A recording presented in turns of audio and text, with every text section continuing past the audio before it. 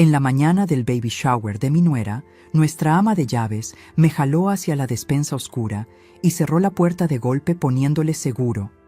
¿Te volviste loca?, me quejé asustada. Señora Silvia, baje la cabeza, no haga ruido, tiene que escuchar esto, confíe en mí, imploró. Hay momentos en la vida en los que el tiempo pierde su ritmo.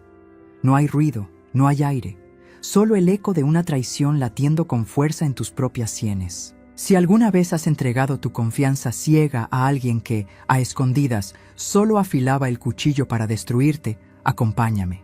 Te invito a que dejes tu like y te suscribas a este canal para seguir compartiendo historias de vida como esta. Era una tarde preciosa en el centro de Puebla. El patio principal de mi taller de Talavera estaba adornado con papel picado de colores vivos, guirnaldas de flores frescas y largas mesas cubiertas con manteles de lino deshilado. El sonido de las risas de los invitados y la música de un trío huasteco llenaban el ambiente, celebrando la inminente llegada de mi primer nieto. Yo, Beatriz, a mis 60 años y con las manos profundamente curtidas por décadas de amasar arcilla y pintar esmaltes, me sentía la mujer más afortunada de la tierra. Veía a mi único hijo, Héctor, acariciando el vientre de Jimena con una devoción que me humedecía los ojos. Para mí, ella era la hija que la vida no me dio, la pieza perfecta que completaba nuestra familia tras la dolorosa partida de mi difunto esposo. Pero la arcilla cruda es inmensamente frágil antes de pasar por el fuego, y mi ilusión estaba a punto de convertirse en polvo. Me dirigía hacia la cocina grande por más jarras de agua de Jamaica cuando sentí unos dedos ásperos aferrarse a mi brazo con desesperación. Era Rosario, Chayo, mi empleada de mayor confianza, la mujer que había vigilado la temperatura de mis hornos y cuidado de mi casa durante 30 años. Su rostro, normalmente sereno y moreno, estaba pálido, desencajado por el terror. Sin decir una sola palabra, me jaló con una fuerza inesperada hacia el cuarto oscuro del fondo, donde guardamos los sacos de minerales, los pigmentos de cobalto y las herramientas pesadas. «¿Qué pasa, Chayo? Me estás lastimando», susurré, confundida por la penumbra y el fuerte olor a tierra húmeda y químicos. Ella me tapó la boca con su mano temblorosa y señaló con la barbilla hacia la vieja puerta entreabierta que conectaba directamente con la despensa de la cocina. Del otro lado, escuché la voz de mi nuera. No era el tono dulce, sumiso e infantil que siempre usaba frente a mi hijo. Era una voz gélida, calculadora, casi metálica. Estaba hablando por su teléfono celular. «Ya te dije que te calmes, mamá», decía Jimena, chasqueando la lengua con evidente fastidio. «Todo está saliendo exactamente como lo planeamos desde el principio. Sí, el niño nace en unas semanas. Con este bebé como ancla legal, Héctor no va a poder mover un solo dedo sin mi permiso». Mi corazón dio un vuelco violento. Me pegué a la madera fría de la puerta, sintiendo que el piso desaparecía bajo mis zapatos. «Claro que los papeles del centro histórico ya están listos», continuó mi nuera, y cada palabra era un martillazo directo en mi pecho. «La vieja es tan confiada que deja su chequera y sus carpetas del fideicomiso en el despacho abierto. Llevo meses calcando sus firmas en las madrugadas. En cuanto dé a luz, ejecutamos el traspaso de los 3 edificios a la empresa fantasma de mi tío. Por fin vamos a recuperar lo que ese infeliz de su marido nos quitó hace 30 años. La bancarrota del abuelo la van a pagar ellos con sangre, mamá. Los voy a dejar literalmente en la calle». El oxígeno abandonó mis pulmones por completo. El matrimonio de mi hijo, sus tiernas sonrisas de buenos días, los abrazos que ella me daba al llegar a casa. Todo, desde el primer instante, había sido una farsa repugnante. No amaba a Héctor. Lo estaba usando como un simple peón de sacrificio en una venganza familiar que yo ni siquiera sabía que existía. Rosario me miró con los ojos anegados en lágrimas, esperando que yo pateara la puerta, que saliera a gritar de dolor, a desenmascararla frente a todos los familiares y amigos que comían mole en nuestro patio. Mi primer instinto, el más salvaje, fue exactamente ese: destruir la fiesta y arrancar a mi hijo de los brazos de ese monstruo disfrazado de madre. Pero entonces bajé la mirada hacia mis propias manos manchadas permanentemente de polvo de arcilla. Recordé la lección más grande que mi esposo me enseñó en este mismo taller. Si sacas la pieza del horno antes de tiempo por pura impaciencia, se quiebra para siempre. No respondí de inmediato. Solo cerré los ojos en la oscuridad de esa despensa, y en ese largo silencio supe exactamente lo que tenía que hacer.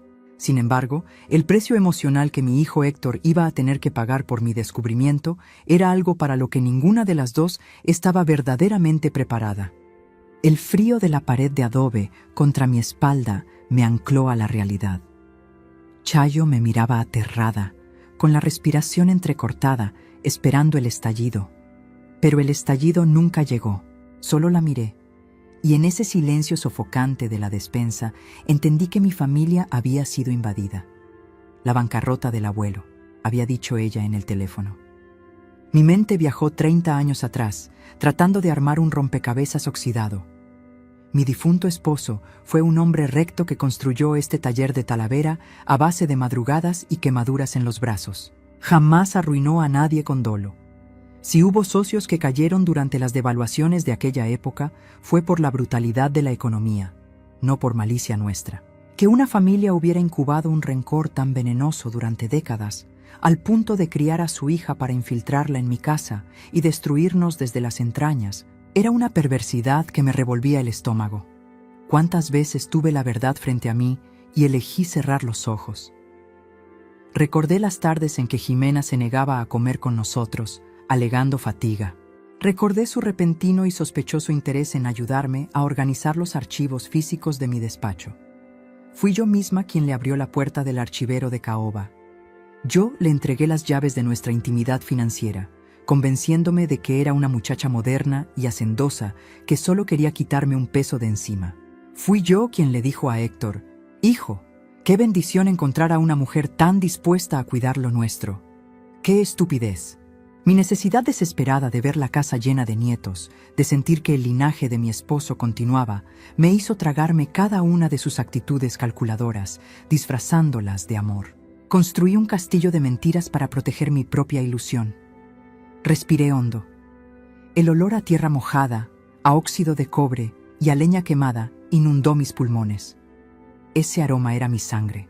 Era el patrimonio que esta intrusa planeaba arrebatarnos. Me limpié las manos temblorosas en mi delantal de manta gruesa. Me acomodé el cabello gris que se había escapado de mi trenza y miré a mi empleada. «Ni una sola palabra de esto, Rosario», le susurré, con una firmeza ronca que me sorprendió a mí misma. «Si sales y cambias la cara, ella gana. Límpiate esas lágrimas de inmediato. Hoy vamos a celebrar». Abrí la puerta pesada de madera. La luz del sol poblano me golpeó el rostro de golpe, junto con los acordes de las trompetas del mariachi. Caminé entre las mesas cubiertas de lino. Cada paso era un esfuerzo físico abrumador para no desmoronarme al ver a mi Héctor. Mi muchacho estaba ahí, sirviendo carnitas a los tíos, riendo con esa nobleza transparente que heredó de su padre. Ignoraba por completo que la mujer a la que le besaba la frente lo consideraba apenas un instrumento de venganza. Mi pecho ardía de dolor por él. Me detuve junto a la fuente de piedra. Entonces la vi acercarse. Jimena caminaba hacia mí sosteniendo una pequeña copa de cristal. Caminaba con la seguridad de quien se cree dueña del mundo, dispuesta a pedir la atención de todos nuestros invitados para hablar. Lo que esa muchacha no entendía es que yo ya no era su suegra complaciente. A partir de ese segundo me había convertido en su peor pesadilla. Y el teatro que estaba por armar frente a todos sería su primera sentencia. El sonido fino y agudo de un tenedor golpeando el cristal apagó de golpe las guitarras del trío huasteco. El murmullo de los invitados se desvaneció en el patio. Jimena, con su vestido de maternidad color mamey que resaltaba su vientre abultado, se puso de pie en el centro de la mesa principal. Tenía esa expresión angelical perfectamente ensayada, la misma que había usado para engatusar a mi muchacho desde el primer día en que pisó este taller.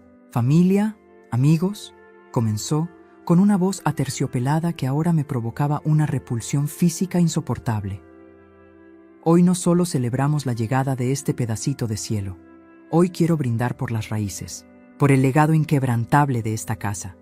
Pronunció la palabra legado, mirándome fijamente a los ojos. Levantó su copa hacia mí. Los invitados aplaudieron, conmovidos por la supuesta ternura de la nuera perfecta. Héctor, mi pobre Héctor, me miró con un orgullo que me partió el alma en 1000 pedazos. Él creía estar presenciando la consagración definitiva de nuestra familia, cuando en realidad estaba aplaudiendo a la mujer que planeaba dejarnos en la calle. Mientras el eco de los aplausos rebotaba en las paredes de adobe, mi mente empezó a retroceder en el tiempo, tejiendo los hilos sueltos de una telaraña macabra. Las acciones de los últimos 8 meses encajaban ahora con una precisión que helaba la sangre. Recordé aquella tarde de noviembre, cuando me dolían las articulaciones por el frío húmedo que bajaba de los volcanes. Jimena me había preparado un té de canela en la cocina, acariciándome el hombro con suavidad. «Descanse, doña Betty. Vaya a recostarse. Yo me encargo de ordenar las carpetas del notario y los recibos del fideicomiso en su despacho. No se preocupe por nada». Qué profunda fue mi ceguera. Lo que yo interpreté en su momento como un acto de inmensa bondad filial era en realidad el instante preciso en que le entregué las llaves de nuestra ruina. Mientras yo dormía en mi habitación, arrullada por la falsa seguridad de tenerla cerca, ella estaba abajo, en la penumbra de mi oficina privada. Me la imaginé revisando los folios de las propiedades históricas que mi esposo y yo levantamos peso a peso, calcando mis firmas en la madrugada con la paciencia de un buitre. Ella no veía un hogar entre nosotros. Veía una caja fuerte abierta. Su embarazo no era fruto de un amor joven y apasionado, sino un frío e inquebrantable candado legal para asegurar que mi hijo jamás pudiera defenderse cuando dieran el golpe final. «Por ti, suegra», dijo Jimena, alzando su copa de agua mineral para que todos la escucharan. Los comensales se giraron a verme, esperando la lágrima fácil, la reacción de la viuda vulnerable y agradecida. Me enderecé en mi silla de madera tallada. No permití que ni un solo músculo de mi rostro traicionara el huracán de furia que me consumía por dentro. Tomé mi propio vaso, una pieza de talavera fina que yo misma había horneado a 1000 grados de temperatura, y lo alcé lentamente. No brindé por ella, brindé por mi hijo, por la criatura inocente que no tenía la culpa del nido de víboras en el que iba a nacer, y por la promesa inquebrantable que me hice en ese segundo. Bebí el agua de Jamaica, pero en mi garganta el líquido tenía el sabor amargo de la ceniza. Cuando bajé el vaso, le sostuve la mirada a mi nuera a través de la mesa. Fue apenas una fracción de tiempo, un instante minúsculo donde dejé que viera una chispa de una dureza ancestral que ella desconocía en mí. Jimena parpadeó. Un atisbo levísimo de desconcierto cruzó su rostro de porcelana, pero rápidamente lo descartó. Confundió mi silencio con sumisión y mi educación con debilidad. Ese sería su error más grande. La fiesta continuó hasta el anochecer entre tamales y canciones, pero para mí el festejo había terminado mucho antes. Mientras los últimos invitados se despedían en el zaguán, abrazando a la futura madre, yo ya estaba empacando mentalmente. Necesitaba salir de Puebla antes de que el sol saliera. Las firmas que me había robado eran un veneno legal que seguramente ya estaba corriendo por las venas de nuestro patrimonio, y yo tenía que encontrar el antídoto en la capital antes de que fuera demasiado tarde. Los días que siguieron al baby shower fueron un ejercicio de tortura que me exigió más control que tornear la arcilla más rebelde. Me convertí en la sombra perfecta de la suegra ilusionada. Me sentaba en el corredor interior, bajo la sombra fresca de la bugambilia, tejiendo escarpines de hilo amarillo para el bebé. Cada vez que Jimena pasaba por el patio frotándose el vientre con lentitud estudiada, yo le dedicaba una sonrisa amplia y le preguntaba si se le antojaba un pan dulce o un café de olla. Por dentro, cada puntada que daba con las agujas era un recordatorio de la red de engaños en la que me habían envuelto. Héctor, ajeno a la tormenta, me besaba la frente antes de irse a supervisar los hornos grandes. «Mamá, te ves más radiante que nunca», me decía. Pobre de mi niño.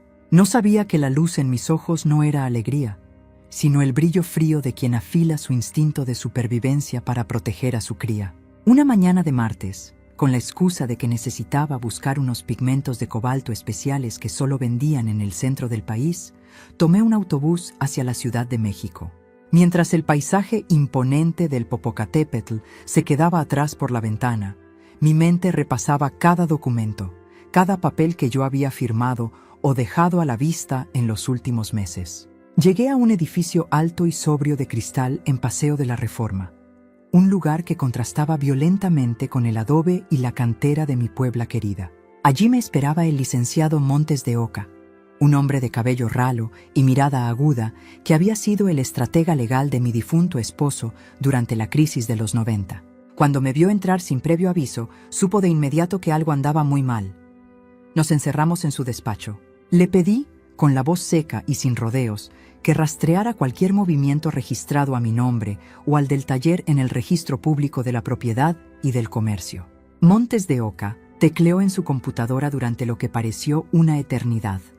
El sonido de las teclas era como el latido acelerado de un reloj de arena quedándose sin tiempo.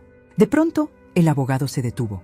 Se quitó los lentes despacio, limpiándolos con su corbata antes de mirarme con una expresión de absoluto desconcierto. «Beatriz», murmuró, girando la pantalla hacia mí. «Alguien ha estado cediendo los derechos de usufructo de los 3 edificios coloniales que tienes en el centro. Y no solo eso. Hay un contrato de promesa de compraventa irrevocable a favor de una inmobiliaria de reciente creación llamada Grupo Horizonte». Me acerqué a leer la pantalla. El nombre de la apoderada legal de esa empresa fantasma me golpeó como un bloque de hielo en el pecho. Consuelo Vargas, la madre de Jimena. Ahí estaba, la prueba irrefutable, sellada con notario. Mes a mes, firma falsificada tras firma falsificada. Mi nuera había estado desangrando el patrimonio histórico que a mi esposo le costó la vida levantar. Nos estaban despojando de las propiedades más valiosas sin hacer un solo ruido, preparando el terreno para echarnos a la calle justo cuando naciera mi nieto. «Podemos meter una denuncia penal por fraude hoy mismo, Beatriz. Las mandamos a la cárcel por falsificación de documentos», sugirió Montes de Oca, indignado, tomando el teléfono de su escritorio. «No», lo detuve en seco, poniendo mi mano pesada y callosa sobre la suya. «Si hacemos eso ahora, Jimena usará a mi nieto, que está a semanas de nacer, como rehén. Destruirá a mi hijo. Exigirá dinero o simplemente desaparecerá con el niño para castigarnos». El abogado me miró, comprendiendo la gravedad de la encrucijada. Estábamos contra las cuerdas, con una mujer despiadada sosteniendo el futuro de mi sangre como escudo protector. «Entonces, ¿qué hacemos, Beatriz? Ya tienen los derechos sobre los ladrillos. Legalmente, tienen el sartén por el mango». Retiré mi mano del teléfono. Una calma helada se apoderó de mí, la misma concentración absoluta que siento cuando decido someter una pieza maestra al fuego extremo del horno. «Tienen los ladrillos, licenciado, pero no tienen el alma», le respondí mientras una idea audaz comenzaba a tomar forma en mi mente. «Vamos a dejar que crean que ya ganaron. Quiero que me prepare un fideicomiso ciego, el más hermético que conozca. Les voy a entregar las paredes, sí, pero les voy a prender fuego desde adentro y le juro que no se van a dar cuenta hasta que tengan las manos hechas cenizas». El plan que trazamos con Montes de Oca en aquel despacho de cristal era como preparar una pieza de Talavera para el segundo horneado. Un error de 1 grado en la temperatura y todo estalla. Pero no tenía otra opción. Regresé a Puebla con el corazón blindado y una carpeta oculta entre mis lienzos de pintura. Mientras el autobús serpenteaba por las faldas de los volcanes, recordé lo que Jimena no sabía, que en México un edificio antiguo es mucho más que sus paredes. Es su historia, sus permisos y, sobre todo, su nombre. Al llegar a casa, la escena era casi bucólica. Jimena estaba sentada en el jardín, hojeando una revista de decoración de lujo, señalando muebles que costaban más de lo que un artesano gana en 3 años. Héctor la miraba con una ternura que me dolía. Me acerqué con la máscara puesta. «Hija, vengo agotada», le dije, dejándome caer en la silla de mimbre junto a ella. «Pero conseguí los pigmentos. Y fíjate que en la ciudad me encontré con un viejo amigo que me recordó que tengo que actualizar la denominación de origen y la marca registrada del taller. Me dijo que, como ya me estoy haciendo vieja, debería poner todo eso a nombre de una entidad protectora, por si algo me pasa». Vi cómo sus ojos se iluminaron con una avaricia que no pudo ocultar. Ella pensó: La vieja se está rindiendo. Nos lo va a entregar todo en bandeja de plata antes de lo previsto. «Ay, suegra, qué responsable es usted», respondió, fingiendo una voz dulce. «Si quiere, yo puedo ayudarle con esos trámites. Ya ve que Héctor siempre está tan ocupado en el horno y usted necesita descansar para cuando nazca el bebé». Le sonreí. Fue una sonrisa que me quemó la boca. «Me parece perfecto, Jimena. De hecho, ya adelanté unos papeles con un notario de allá. Solo necesito que me ayudes a organizar el inventario del taller para que el fideicomiso quede impecable». Lo que ella no sabía era que el fideicomiso que yo estaba creando no era para heredarles el negocio, sino para secuestrar el valor real de lo que querían robar. Moví mis piezas con la precisión de un cirujano. En secreto, transferí la denominación de origen, la marca Talavera de la Cruz, los contratos de exportación con las galerías de Nueva York y Madrid, y lo más importante, el derecho exclusivo de uso de suelo comercial de los edificios del centro, a ese fideicomiso ciego e intocable que solo yo controlaba. Legalmente, Jimena y su madre estaban por quedarse con 3 edificios históricos, pero esos edificios pasarían a ser, de la noche a la mañana, simples caparazones vacíos. Sin el permiso de uso de suelo comercial que yo había blindado, no podían poner ni una cafetería, ni un hotel, ni venderlos a constructoras. Se quedarían con las piedras, pero esas piedras estarían muertas, cargadas de impuestos y deudas de mantenimiento que las ahogarían en semanas. Era una trampa de fuego lento. El viento de venganza que ellas habían soplado sobre mi familia ahora se estaba convirtiendo en el combustible de su propia ruina. Pocos días después, noté que Jimena estaba más eufórica de lo normal. La escuché reírse a carcajadas en su habitación mientras hablaba con su madre. Celebraban que el traspaso de los edificios a su empresa fantasma ya era casi un hecho legal. No se imaginaban que les estaba entregando un regalo envenenado. Mientras ellas soñaban con millones, yo miraba a mi hijo Héctor, rezando en silencio para que, cuando el castillo de naipes se cayera, yo fuera lo suficientemente fuerte para sostenerlo antes de que tocara el fondo del abismo que su propia esposa le estaba cavando. La avaricia es exactamente igual que un esmalte de mala calidad. Cuando lo aplicas sobre la arcilla cruda, brilla con una intensidad preciosa, casi hipnótica. Pero en el instante en que lo sometes a la temperatura implacable del horno, se agrieta, se descascara y termina arruinando la pieza entera. Jimena y su madre, Consuelo, estaban a punto de meterse solas al fuego y yo no iba a ser quien las detuviera. Un par de semanas después de mi silencioso viaje a la capital, la atmósfera en nuestra casona poblana comenzó a transformarse de una manera grotesca. De pronto, el gran zaguán de piedra volcánica, donde antes solo entraban los bultos de tierra pigmentada y los proveedores de leña, empezó a llenarse de repartidores con cajas de tiendas departamentales exclusivas. Primero fue una cuna de madera importada que costaba lo mismo que mantener encendido mi horno principal durante medio año. Luego, vi a Jimena bajar a desayunar luciendo joyas nuevas, pulseras de oro pesado que tintineaban y desentonaban por completo con la vida sencilla y de trabajo de nuestro hogar. El golpe final llegó una tarde de viernes, cuando una camioneta de lujo se estacionó frente a nuestro portón. Mi Héctor ya no tenía esa mirada inocente de meses atrás. Llevaba días inusualmente callado, observando los recibos extraños que llegaban a la casa y el comportamiento errático de su suegra. «Jimena, no me mientas», le dijo mi hijo con un tono firme que rara vez usaba. Estaba de pie junto a la camioneta, sosteniendo un estado de cuenta que había encontrado en el despacho. «Tu madre no tiene inversiones en el norte. Conozco a los contadores de esta ciudad y sé cómo funcionan los rendimientos. ¿De dónde salió el dinero para esto?». Jimena palideció por una fracción de segundo. Al verse acorralada, recurrió a su arma más sucia. Se llevó las manos al vientre abultado, fingiendo una punzada de dolor, y dejó escapar un quejido. «¿Me vas a interrogar ahora, Héctor? ¿Me vas a tratar de mentirosa con el estrés que eso le causa a nuestro bebé?», sollozó, manipulando exactamente su punto más débil. Héctor apretó la mandíbula. Dio un paso atrás, claramente insatisfecho y lleno de dudas. Pero el miedo a lastimar a su hijo por nacer lo paralizó. Yo observaba la escena desde la ventana de mi habitación. Mi muchacho no era tonto. Ya había olido el humo de la traición, pero la trampa del embarazo lo obligaba a quedarse atrapado en medio del incendio. Me tragué la rabia. Faltaba muy poco para que todo estallara. Yo observaba la escena desde la ventana de mi habitación, oculta tras la cortina de encaje. Inversiones antiguas, pensé, sintiendo una mezcla de repulsión y fascinación por su descaro. Yo sabía perfectamente de dónde venía ese flujo de dinero. El licenciado Montes de Oca me lo había confirmado esa misma mañana por teléfono.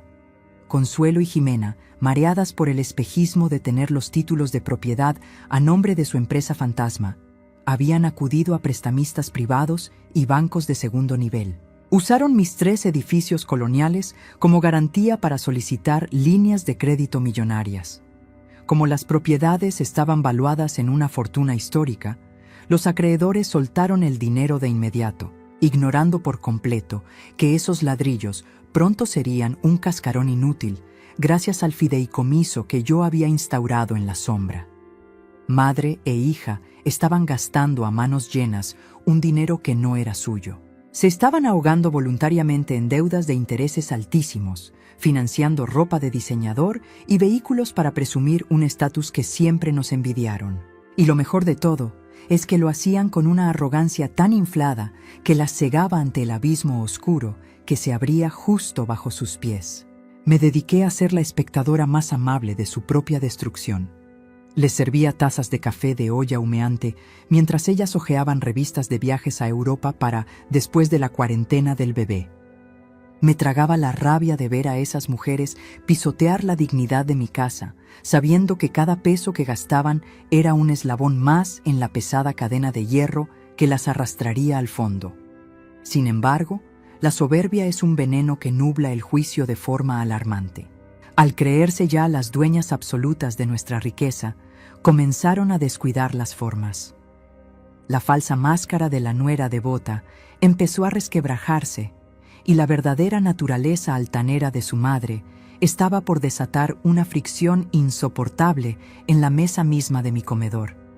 Un momento para el cual yo ya tenía la mirada afilada. El domingo siguiente, la tensión en mi casa era tan espesa que casi se podía cortar con una espátula de barro. Era el día de nuestra tradicional comida familiar.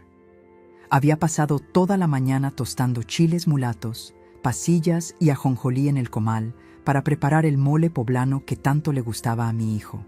El aroma a especias, chocolate y humo dulce inundaba el gran comedor, pero ni siquiera ese olor sagrado a hogar podía disfrazar la pestilencia de la codicia que se había sentado a mi mesa. Consuelo, la madre de Jimena, había llegado sin avisar. Llevaba puesto un vestido de seda cruda y un collar de perlas que, irónicamente, había comprado con el dinero que el banco le prestó usando mis escrituras robadas como aval. Entró pisando fuerte y se sentó justo a la derecha de mi Héctor, ocupando el lugar que históricamente le correspondía al patriarca de la familia. Lo permití. Todo era parte de mi letargo calculado. Mientras yo servía el mole humeante sobre las piezas de talavera fina, platos que mis propias manos habían pintado con azul cobalto hacía más de 20 años, Consuelo paseaba su mirada despectiva por las vigas de madera del techo y los tapices antiguos de las paredes. «¡Ay, consuegra!», dijo de pronto, con esa voz chillona que intentaba disfrazar de alta cuna. «¿Qué casa tan rústica tienen? Aunque, claro, el mundo moderno exige otra visión. Ya sabe cómo es la vida de los negocios, ¿verdad? Las fortunas cambian de manos cuando uno menos se lo espera. Los imperios viejos se caen para darle paso a la sangre nueva y más astuta». Héctor levantó la vista de su plato, frunciendo el ceño, genuinamente desconcertado e incómodo por la falta de tacto. Jimena, a su lado, dio un sorbo a su copa de agua para ocultar una sonrisa torcida, una sonrisa venenosa y llena de suficiencia. No respondí de inmediato. Solo me quedé de pie junto a la mesa. Apreté el mango del cucharón de madera. Sentí el calor de la vasija subir por mi brazo y el peso de la historia de mi familia latiendo en cada rincón de esa habitación. En ese breve y denso silencio, las observé. Ellas esperaban que yo me ofendiera, que me alterara por mi decadencia o que bajara la cabeza como una viuda derrotada que no entiende cómo funciona el mundo moderno. Confundieron mi hospitalidad con debilidad. Confundieron mi paciencia de artesana con absoluta estupidez. Me acerqué a Consuelo y con un pulso firme y delicado dejé caer una porción perfecta de mole en su plato. «Tiene usted toda la razón, Consuelo», le respondí, con una voz tan suave que casi parecía un susurro, mirándola directamente a esos ojos inyectados de ambición. Las cosas cambian de manos, y a veces uno cree que tiene el control del fuego hasta que el horno se cierra y te quema vivo desde adentro. Buen provecho. El comedor se sumió en un silencio sepulcral. Consuelo parpadeó, desconcertada por un segundo, sintiendo quizá el filo invisible de mis palabras, pero su arrogancia era mucho mayor que su intuición. Soltó una risita nerviosa, desvió la mirada y comenzó a comer. Yo me senté en mi cabecera, saboreando cada bocado. Las dejé engordar su ego, dejé que se sintieran las dueñas absolutas de Puebla, porque lo que Jimena y su madre no sabían era que su tiempo de jugar a las millonarias intocables estaba a punto de expirar dramáticamente. Esa misma madrugada, la tormenta que tanto habían esperado para dar su golpe maestro por fin estalló bajo mi techo. Jimena rompió fuente. El ancla legal estaba a punto de nacer y con su primer llanto en este mundo, todas las máscaras, absolutamente todas, caerían al piso pedazo a pedazo. La madrugada en que mi nieto decidió asomarse a este mundo, el cielo sobre Puebla estaba teñido de un violeta profundo, casi negro. Los pasillos del hospital olían a antiséptico y a café trasnochado. Cuando por fin las enfermeras salieron para avisarnos que el niño había nacido sano y fuerte, vi a mi hijo Héctor derrumbarse a llorar contra la pared, abrumado por el peso de la paternidad. Minutos después, me permitieron entrar a la sala de recuperación. Allí estaba la criatura, pequeñito, envuelto en mantas blancas, con las manos apretadas en diminutos puños. Al acariciar su mejilla tibia, sentí un amor feroz y primitivo encenderse en mis entrañas. En ese instante, supe que mi lucha ya no era solo por conservar unos muros de adobe o un negocio de cerámica. Era por proteger la identidad de esa sangre nueva. El niño no tenía la culpa del nido de víboras que lo rodeaba. Él era un Talavera genuino, y yo lo iba a defender como una leona. Sin embargo, para Jimena, ese bebé jamás fue un hijo. Era un simple candado. Era el acta de nacimiento que necesitaba para atar a mi Héctor de manos y pies ante la ley. Apenas un mes después del parto, con el niño ya registrado y los apellidos asentados en el papel oficial, la atmósfera en la casona dio un giro brutal. Con su ancla legal asegurada, mi nuera decidió que ya no necesitaba fingir más. La joven dulce y acomedida que preparaba té de canela se evaporó como agua sobre una plancha hirviendo, dejando a la vista a una mujer áspera, déspota y hastiada de nosotros. Todo estalló una tarde de martes. Héctor entró al despacho sacudiéndose el polvo de arcilla de las botas, cansado después de supervisar la quema de 300 tibores. Jimena estaba sentada en mi sillón de cuero, revisando su teléfono con fastidio. «No entres pisando así, me ensucias la alfombra que acabo de mandar traer», le espetó ella, sin siquiera levantar la vista de la pantalla. «Ya me harté de vivir en este muladar lleno de tierra y mugre de artesanos». Héctor se detuvo en seco, parpadeó, genuinamente confundido por el tono de desprecio, un desprecio que ella nunca había usado frente a él. «¿Muladar? Jimena, este es nuestro taller. Es de donde sale para comer, para la casa», intentó defenderse mi muchacho, bajando la voz para no despertar al niño que dormía en la cuna contigua. «Era tu taller, Héctor», lo interrumpió ella poniéndose de pie con una altivez que helaba la sangre. «He estado hablando con unos inversionistas de la capital. Vamos a vender esta casona principal a una franquicia de hoteles boutique. Pagan una fortuna por los metros cuadrados en el centro histórico y ya estoy harta de ser la esposa de un simple alfarero. Nos vamos a vivir a una zona exclusiva, como la gente decente». Yo estaba en el marco de la puerta, sosteniendo una bandeja con biberones esterilizados. Me quedé inmóvil, escuchando cada puñalada. Mi hijo palideció, sintiendo el primer latigazo de la traición en su propia carne. «¿Vender la casona? ¿Te volviste loca? Esta es la casa de mi madre. Es el legado de mi padre. Jimena soltó una carcajada seca, carente de cualquier empatía. Cruzó los brazos sobre el pecho y me miró directamente a mí, desafiante, escupiendo su veneno final. Tu madre ya no está para estos trotes, Héctor. No puede ni con su alma. Ya le encontré una casa de retiro muy bonita, asilo de monjas a las afueras de la ciudad. Le va a hacer bien estar con gente de su edad, lejos del polvo. Y ni se te ocurra ponerte al brinco, porque los papeles de las otras 3 propiedades históricas ya están a nombre de la empresa de mi familia. Ya no tienen nada. Así que firmas la venta del taller, o te juro que agarro al niño y no lo vuelves a ver en toda tu miserable vida. El silencio que siguió a esa amenaza fue ensordecedor. Héctor me miró con los ojos cristalizados, buscando en mí una desmentida, un consuelo, una explicación de que todo era una broma macabra. El corazón se me hizo pedazos al ver cómo se le fracturaba el alma a mi hijo, pero no derramé una lágrima. Solo caminé despacio hacia la cuna.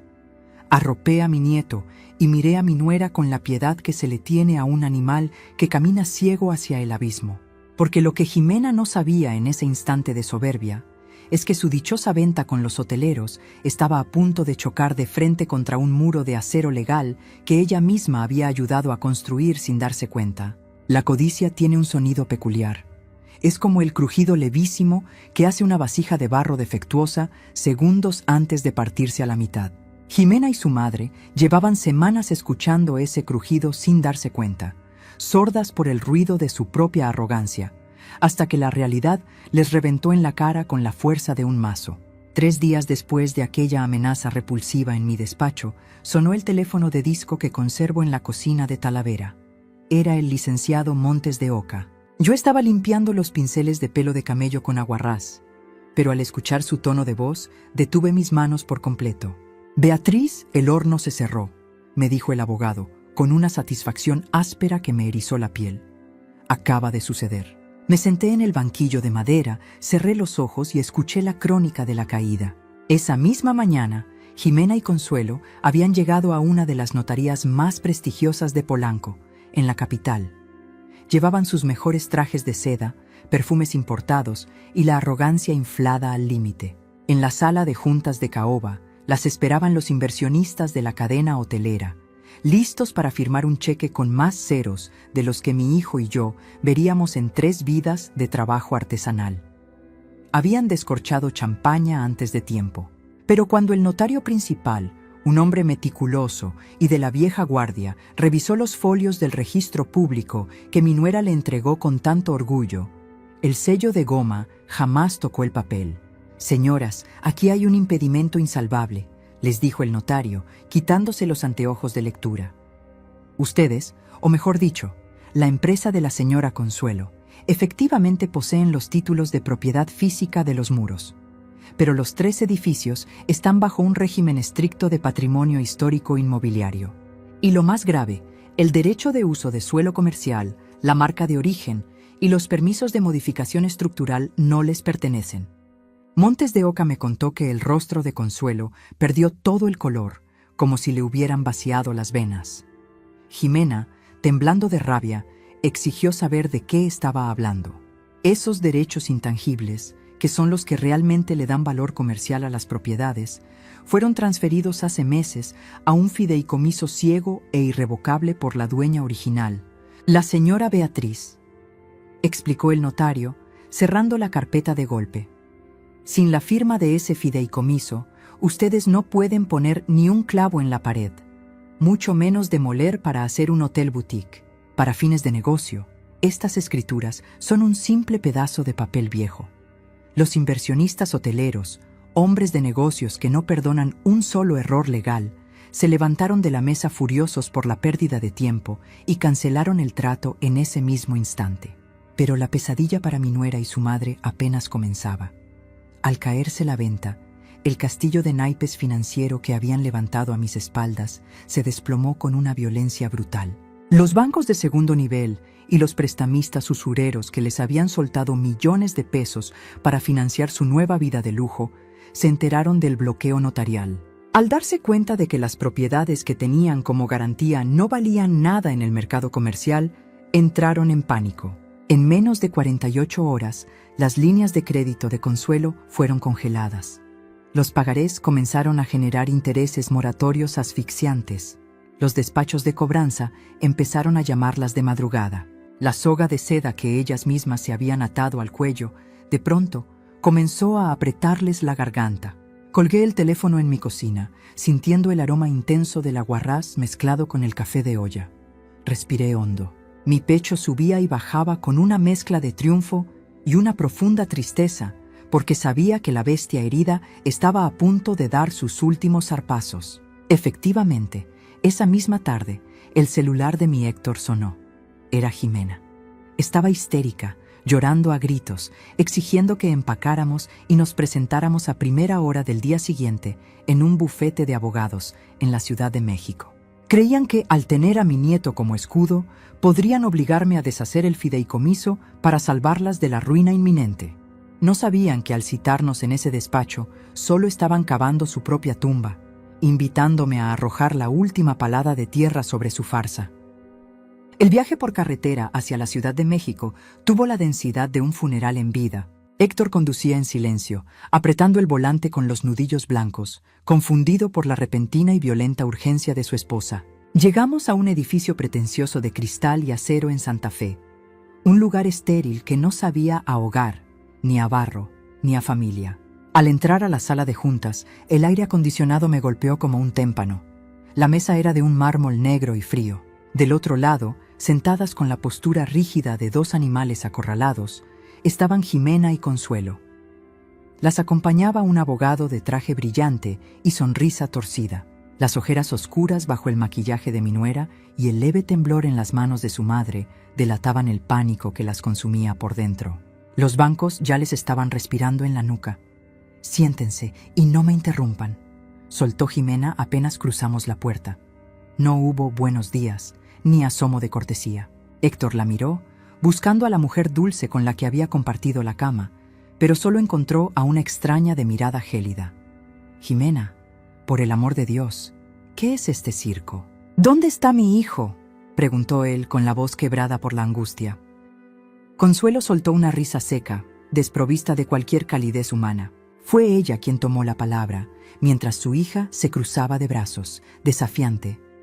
«Tu hijo está perfectamente bien cuidado por su niñera, Héctor. Y este circo, como tú le llamas, es el final de un cobro que llevó 30 años en prepararse». Consuelo se inclinó sobre la mesa, escupiendo cada sílaba. «Tu padre arruinó a nuestra familia en la crisis del 90. Nos dejó en la calle. Así que nosotros decidimos devolverles el favor. Jimena nunca te amó.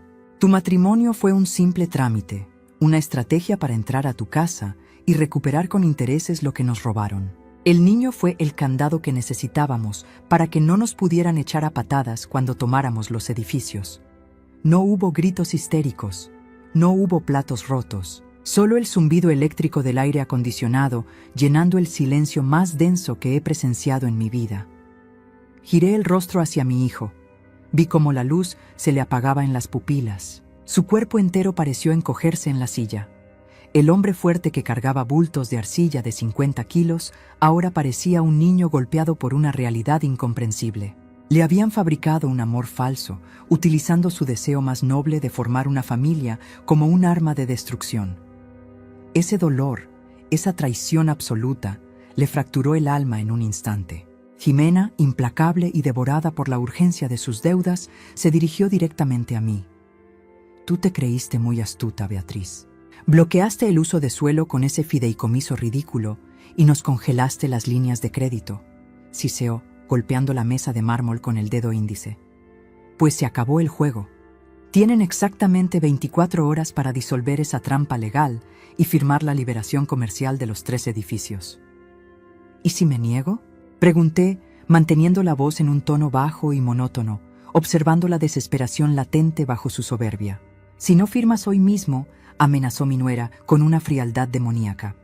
«Mañana a primera hora me subo a un avión con el niño hacia el extranjero. Tengo la custodia física y pasaportes listos. Ustedes se quedan con sus permisos de suelo y nosotros nos llevamos a tu nieto. Héctor no volverá a verlo crecer, ni sabrá su nombre, ni volverá a escuchar su voz en lo que le reste de vida. El abogado de traje brillante empujó una gruesa carpeta hacia mí, junto con una pluma fuente negra. Esperaban que yo me derrumbara, que llorara rogando por la presencia de mi nieto, que entregara el trabajo de toda una vida ante la amenaza de perder a mi sangre. No respondí de inmediato, solo las miré. Y en ese silencio sentí cómo el fuego de mis hornos se encendía dentro de mi pecho. Lentamente ignoré la pluma que me ofrecían. Metí la mano en mi bolsa y saqué un sobre amarillo, antiguo, con los bordes desgastados. Lo deslicé sobre el mármol negro. El abogado de traje brillante lo tomó con desconfianza. Rompió el sello oficial y sus ojos recorrieron rápidamente las líneas. Fui testigo de cómo la sangre abandonó su rostro en 3 segundos. Sus manos comenzaron a temblar levemente al pasar a la segunda hoja. Sin decir una sola palabra, cerró el documento de golpe. Lo empujó hacia Consuelo y comenzó a meter sus plumas en el portafolio con movimientos erráticos y desesperados. «Licenciado, ¿qué hace?», exigió Jimena, levantando la voz, confundida por la reacción. «Salvar mi licencia profesional», respondió el abogado, poniéndose de pie de un salto. «Renuncio a su representación en este exacto instante. Las veo en los tribunales, si tienen suerte». Consuelo, con el pulso acelerado, arrebató el papel de la mesa. Leyó las letras rojas del encabezado y soltó un grito ahogado, llevándose las manos al pecho, como si le hubieran robado el oxígeno. «¿Embargo precautorio de la Secretaría de Hacienda?», jadeó Consuelo, mirando a su hija con terror puro. «¿Deuda fiscal de hace 30 años por evasión? Son millones de pesos en multas». Me incliné hacia adelante, apoyando mis manos sobre la mesa fría, dejando que ellas mismas procesaran su veneno. «Ustedes no se robaron un imperio, Consuelo. Se robaron un campo minado», dije, con la voz afilada como obsidiana. «Al falsificar mis firmas y transferir los edificios, asumieron legalmente esa deuda histórica. Y al pedirle dinero al banco usando propiedades embargadas por el gobierno federal, acaban de cometer fraude a la nación». El portafolio del abogado hizo un clic metálico final antes de que saliera corriendo por la puerta de cristal, abandonándolas a su suerte. Jimena se quedó paralizada.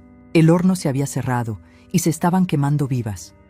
Consuelo intentó detenerlo extendiendo una mano temblorosa, pero la voz se le ahogó en la garganta. Su rostro, antes estirado por la soberbia y el desprecio, se desfiguró en una máscara de pánico asfixiante. Se llevó las manos al pecho, hundiendo las uñas en las perlas que llevaba al cuello, respirando con la boca abierta como si el oxígeno de la habitación hubiera desaparecido. Se acababa de dar cuenta, en un segundo de lucidez aplastante, de que su resentimiento enfermizo no solo la había dejado en la miseria absoluta, sino que le acababa de comprar un boleto directo a una celda a su propia hija. Jimena, al ver a su madre colapsar en la silla y al abogado huir, sintió cómo el mundo entero se desmoronaba bajo sus zapatos caros. La mujer calculadora que me había amenazado de muerte financiera hacía apenas unos minutos, se hizo añicos frente a mis ojos. Sus pupilas se dilataron. El sudor frío comenzó a cortar el perfume dulzón que llevaba puesto. Al comprender que yo era un muro de piedra inamovible, su instinto de supervivencia la hizo girar bruscamente hacia el único eslabón que ella siempre consideró débil: mi hijo. «Héctor, Héctor, escúchame, por favor», suplicó Jimena, arrastrando las palabras. Su voz ya no era afilada, era un ruego agudo, patético, bañado en lágrimas repentinas que arruinaron su rostro perfecto. «Todo esto es un error. Mi mamá me obligó, yo no sabía lo del fraude, te lo juro por la vida de nuestro niño. Tú me conoces, mi amor. Soy tu esposa, soy la madre de tu hijo. No puedes dejar que me metan a la cárcel. Piensa en nuestro bebé». Intentó tomarle las manos a mi muchacho a través del mármol, buscando desesperadamente esa mirada noble y compasiva de la que se había estado aprovechando durante un año entero. Yo contuve la respiración. Ese era el momento exacto donde la arcilla cruda de mi hijo pasaría por la prueba de fuego definitivo. Si Héctor cedía ante ese llanto fabricado, si su corazón lo traicionaba y decidía proteger a su verdugo, todo mi esfuerzo habría sido inútil. Pero Héctor no se inmutó. Miró las manos pálidas de Jimena acercándose a las suyas y con una lentitud que me erizó la piel, retiró los brazos y se recargó en el respaldo de la silla. No gritó, no golpeó la mesa. Ni siquiera hubo un reproche escandaloso en su voz. «Tú no eres mi esposa, Jimena», le respondió con un tono tan apagado y remoto que parecía venir de un lugar muy lejano. «Eres la mujer que usó a mi hijo como un anzuelo para destruir a mi madre». Mi hijo apartó la mirada de ella, girando el rostro hacia el ventanal de la oficina, observando el tráfico gris de la ciudad como si Jimena ya no existiera en la misma habitación. Le dio la espalda emocional de manera definitiva. Ese desprecio silencioso, esa ausencia de un hombre que acaba de enterrar la mentira de su vida frente a sus propios ojos, dolió mucho más que cualquier grito. Jimena soltó un sollozo ahogado y desgarrador, dejándose caer sobre la mesa de mármol negro. Estaban acorraladas y acabadas. Sin embargo, mi venganza no se trataba de enviarlas a prisión y dejar el futuro de mi nieto en el aire. Se trataba de asegurar mi linaje para siempre. Era el momento de sacar el contrato y ofrecerles mi única, gélida y definitiva salida. El llanto de Jimena rebotaba en las paredes de cristal de aquella oficina en Santa Fe, como el aleteo desesperado de un pájaro estrellándose contra una ventana. Consuelo, a su lado, parecía haber envejecido 10 años en apenas 10 minutos. Su altivez de falsa aristócrata se había derretido por completo, dejando únicamente el cascarón tembloroso de una mujer aterrorizada por la inminente y muy real sombra de una celda penitenciaria. Dejé que el silencio pesado hiciera su trabajo durante unos minutos. El silencio es una herramienta implacable, exactamente igual que el torno de alfarero. Moldea la voluntad de la arcilla más dura si sabes mantener la presión adecuada con las manos. Cuando el pánico las ablandó hasta dejarlas sin defensas, metí la mano en mi bolso de cuero por segunda y última vez. Saqué un folder azul marino, de textura gruesa, y lo deslicé despacio sobre el mármol negro, colocándolo justo encima del infame requerimiento de Hacienda. No hice este viaje desde Puebla para escuchar disculpas que no sienten, ni para regodearme viendo su miseria, dije, con una voz tan monótona y gélida que parecía congelar el aire a mi alrededor. Vine a podar la maleza de mi casa. Abrí el folder. Adentro descansaba un contrato redactado con precisión quirúrgica por mi equipo legal. No había letras pequeñas, solo condiciones brutales y definitivas. Tienen 2 caminos a partir de este segundo. Continué, apoyando las yemas de mis dedos callosos sobre el papel blanco. El primero es levantarse de esa silla, dar media vuelta y salir por esa puerta. Si eligen eso, en menos de 24 horas, el banco ejecutará la garantía inmobiliaria. Hacienda congelará cualquier cuenta bancaria que tengan a su nombre y yo misma presentaré la denuncia penal por falsificación agravada de documentos oficiales. Pasarán los próximos 15 años en una prisión federal, perdiendo absolutamente todo. Y mi hijo, como único tutor en libertad, se quedará con la custodia del niño de todas formas. Consuelo ahogó un grito de terror puro, tapándose la boca con ambas manos llenas de anillos que pronto tendría que empeñar. Jimena levantó la vista hacia mí. Tenía el maquillaje oscuro escurrido por las mejillas y los ojos inyectados en sangre. El segundo camino, proseguí, empujando una pluma de tinta negra hacia sus dedos inertes. Es firmar este documento ahora mismo. Si lo haces, Jimena, yo absorberé la inmensa deuda fiscal de los edificios históricos a través de mi fideicomiso ciego y detendré la maquinaria de la demanda penal. Las dejaré ir en la ruina, asfixiadas por las deudas bancarias que ustedes solas pidieron, pero en libertad. A cambio, cedes en este preciso instante la patria potestad total, absoluta e irrevocable de mi nieto a favor de Héctor. Renuncias a cualquier derecho sobre él y desaparecen de Puebla y de nuestras vidas para siempre. El peso de la decisión cayó sobre la mesa como una losa de cantera. Jimena miró las hojas impresas, luego la pluma fuente, y finalmente buscó con desesperación la mirada de mi hijo, rogando por una compasión que ella jamás tuvo para con nosotros. «Héctor, es mi sangre, es mi bebé», susurró, con un hilo de voz patético, intentando aferrarse al último resquicio de su manipulación. Mi muchacho ni siquiera parpadeó. La miró desde una altura moral inalcanzable. «Firma, Jimena», O te juro por la memoria de mi padre, que yo mismo me encargaré de que pagues con encierro cada lágrima que le hiciste derramar a mi madre. Acorralada por la prisión federal, asfixiada por los pagarés millonarios que su propia madre había firmado con usureros, mi nuera comprendió que no tenía escapatoria alguna. Su inmensa ambición le había costado el alma. Con la mano temblando tan violentamente que apenas podía sostener el metal, tomó la pluma. El rasgueo de la punta sobre el papel sonó fuerte y definitivo en la oficina vacía. Cada trazo torcido era una renuncia. Cada firma al margen era la devolución legal y absoluta de mi linaje. Cuando terminó de firmar la última página, soltó la pluma como si el metal le quemara la piel y dejó caer la cabeza sobre sus brazos, completamente destrozada. Yo tomé el folder, revisé cada rúbrica con frialdad matemática, lo guardé en mi bolso y me puse de pie. La transacción de guerra estaba hecha. Habíamos rescatado lo único que verdaderamente importaba, pero ahora venía la prueba más difícil. Volver a nuestro taller para sanar las profundas cicatrices que esta invasión nos había dejado. Han pasado 8 meses desde aquella gélida mañana en la oficina de cristal de la capital. Hoy, el aire en nuestro patio de Puebla vuelve a oler a tierra mojada, a leña de encino y a una esperanza genuina y limpia. La tormenta pasó, dejando tras de sí un silencio que ya no esconde secretos, sino una paz profunda y ganada a pulso. Héctor está frente al torno, en el centro del taller. Sus manos, manchadas de arcilla fresca, moldean un tibor enorme con una destreza heredada. Lo observo desde la puerta de la cocina y veo en sus movimientos constantes una sanación silenciosa. El barro ha sido su mejor medicina. Cada vuelta de la rueda, cada presión de sus dedos sobre la tierra húmeda, le ha ayudado a limpiar la herida de la traición. Aprendió de la manera más cruel que el amor no se exige con amenazas, ni se fabrica a escondidas, pero también descubrió su propia fortaleza como padre y como hombre. A escasos metros de él, arrullado por el compás rítmico del torno y cobijado por el calor reconfortante del gran horno de ladrillo, duerme mi nieto en su cuna de madera tallada. Respira con tranquilidad.